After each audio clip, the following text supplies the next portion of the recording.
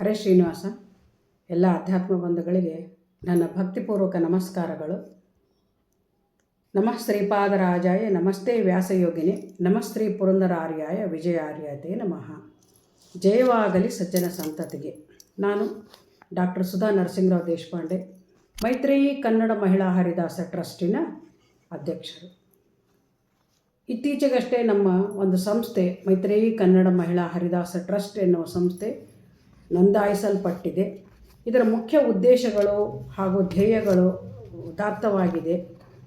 ಇದರಲ್ಲಿ ಮುಖ್ಯವಾಗಿ ನಾವು ಪರಿಗಣಿಸಲ್ಪಟ್ಟದ್ದು ಯಾವುದು ಅಂತಂದರೆ, ಮಹಿಳೆಯರನ್ನು, ಆಧುನಿಕ, ಪ್ರಾಚೀನ, ಅರ್ವಾಚೀನ ಮಹಿಳೆಯರನ್ನು, ದಾಸ ಮಹಿಳೆಯರನ್ನು ಗುರುತಿಸಿ ಅವರಿಗೆ ಗೌರವಿಸುವುದು, ಸನ್ಮಾನಿಸುವುದು, ಅವರ ಕೃತಿಗಳ ಬಗ್ಗೆ ಚಿಂತನೆ ಮಾಡುವುದು, ಈ ಒಂದು ನಿಟ್ಟಿನಲ್ಲಿ ಈ ಒಂದು ಕಾರ್ಯಕ್ರಮಗಳನ್ನು ನಾವು ಆಯೋಜಿಸ್ತಾ ಬಂದಿದ್ದೇವೆ. ಅದರ ಜೊತೆಗೆ ದತ್ತಿ ಪ್ರಶಸ್ತಿಗಳನ್ನು ಕೂಡ ಸ್ಥಾಪನೆ ಮಾಡುವುದು, ಅದಕ್ಕಾಗಿ ಆಗ್ರಹ ಮಾಡುವುದು.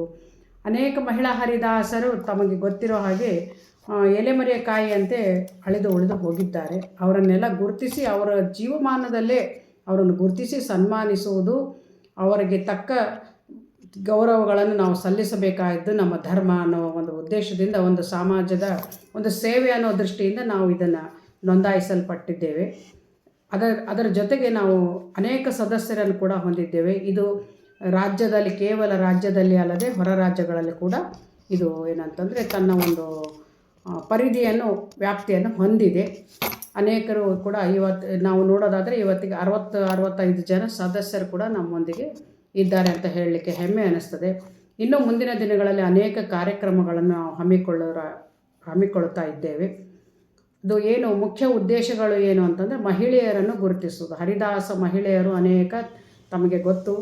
ಅನೇಕ ಮಹಿಳೆಯರು ನಾವು ನೋಡೋದಾದರೆ 1000ಕ್ಕೂ ಹೆಚ್ಚು ಮಹಿಳೆಯರು ಇವಾಗ ಸಿಗುತ್ತಾರೆ.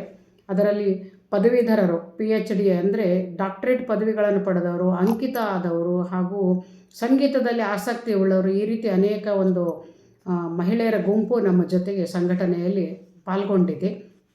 ಅದರ ಜೊತೆಗೆ ನಾವೇನಂತಂದರೆ, ಮಹಿಳಾ ಹರಿದಾಸರ ಒಂದು ವಂಶಾವಳಿಗಳನ್ನು ಗುರುತಿಸಿ ಅವರ ಬಗ್ಗೆ ವಿಶೇಷವಾದ ಅವಲೋಕನ, ಅಧ್ಯಯನ ಹಾಗೂ ಅವರ ಕಾವ್ಯಗಳ ಚಿಂತನ, ಅವರನ್ನು ಸಂಪರ್ಕಿಸಿ ಈ ಒಂದು ನಿಟ್ಟಿನಲ್ಲಿ ನಾವು ಕಾರ್ಯಕ್ರಮಗಳನ್ನು ಮಾಡ್ತಾ ಇದ್ದೇವೆ.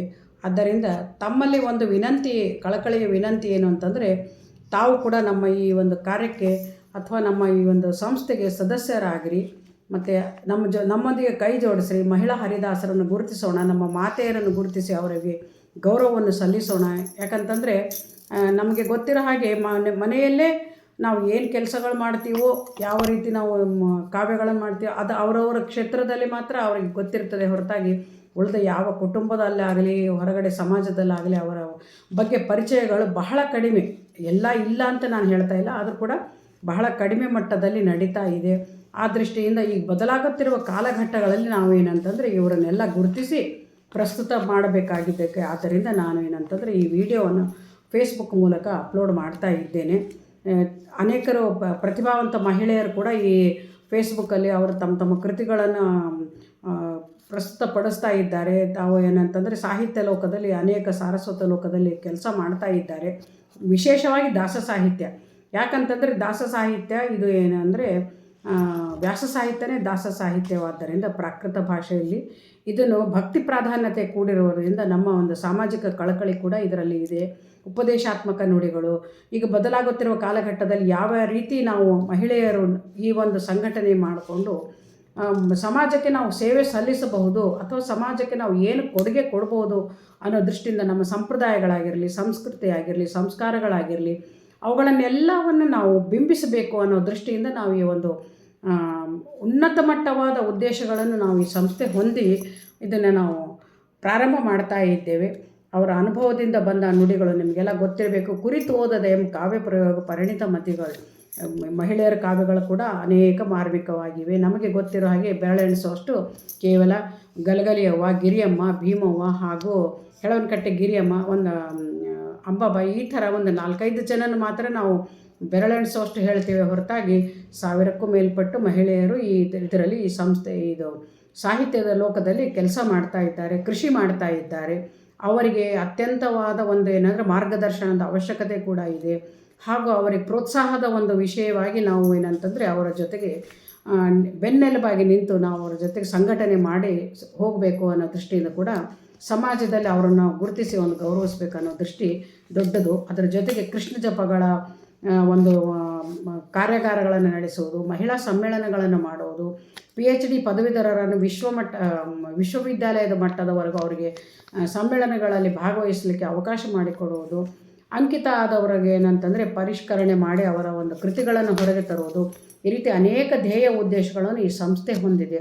ಆದ್ದರಿಂದ ಈ ವಿಡಿಯೋ ಮಾಡುವ ಉದ್ದೇಶ ಏನು ಅಂತಂದರೆ, ನಮ್ಮ ಪರಿಚಯವನ್ನು ತಮ್ಮ ಮುಂದೆ ನಾವು ಇಡ್ತಾ ಇದ್ದೇವೆ. ಅದರ ಜೊತೆಗೆ ಅನೇಕರು ಈ ರೀತಿ ಯಾರಾದರೂ ಇದ್ದರೆ, ಮಹಿಳಾ ಹರಿದಾಸರು ಇದ್ದರೆ ಅವರನ್ನು ಗುರುತಿಸಿ ನಮಗೆ ನಮ್ಮ ಸಂಸ್ಥೆಯಲ್ಲಿ ಅವರ ಸದಸ್ಯರಾಗಲಿಕ್ಕೆ ಕೂಡ ತಾವು ಹೇಳಬೇಕಂತ ಕೇಳ್ಕೊಳ್ತೀನಿ. ಅದರ ಜೊತೆಗೆ ದತ್ತಿ ಪ್ರಶಸ್ತಿಗಳು ಯಾರಾದರೂ ಇಡುವ ಹಾಗಿದ್ದರೆ, ನಮ್ಮದು ಏನಂತಂದರೆ ನೋಂದಾಯಿಸಲ್ಪಟ್ಟ ಸಂಸ್ಥೆ ಆಗಿರೋದ್ರಿಂದ ಯಾವ ಅವ್ಯವಹಾರಗಳು ಇಲ್ಲಿ ನಡೆಯಲಿಕ್ಕೆ ಸಾಧ್ಯ ಇಲ್ಲ.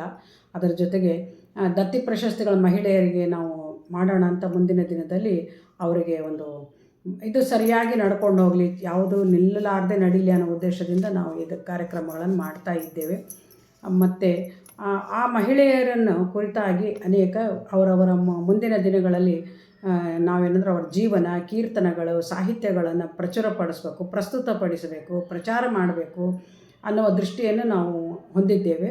ಯಾರಾದರೂ ಮಹಿಳಾ ಹರಿದಾಸರು ಆ ರೀತಿ ಇದ್ದರು, ಆ ನಿಟ್ಟಿನಲ್ಲಿ ಕೆಲಸ ಮಾಡ್ತಾ ಇದ್ದರು ಅಂತಂದರೆ ಅವರನ್ನೆಲ್ಲ ನಮ್ಮ ಈ ಒಂದು ಮಹಿಳಾ ಹರಿದಾಸ ಟ್ರಸ್ಟ್ಗೆ, ಸಂಸ್ಥೆಗೆ ಸೇರಿಸಿ ಅವರನ್ನು ಸೇರ್ಪಡೆ ಮಾಡಿ ಸದಸ್ಯರನ್ನು ಮಾಡಿ ಅಂತ ಕೇಳ್ತಾ, ಈಗಾಗಲೇ ನಮ್ಮಲ್ಲಿ ಹೊರ ರಾಜ್ಯ ಕನ್ನಡಿಗರು ಹಾಗೂ ನಮ್ಮ ರಾಜ್ಯದವರು ಸೇರಿಕೊಂಡು 70 ಜನಕ್ಕೂ ಹೆಚ್ಚು ನಾವೇನಂತಂದರೆ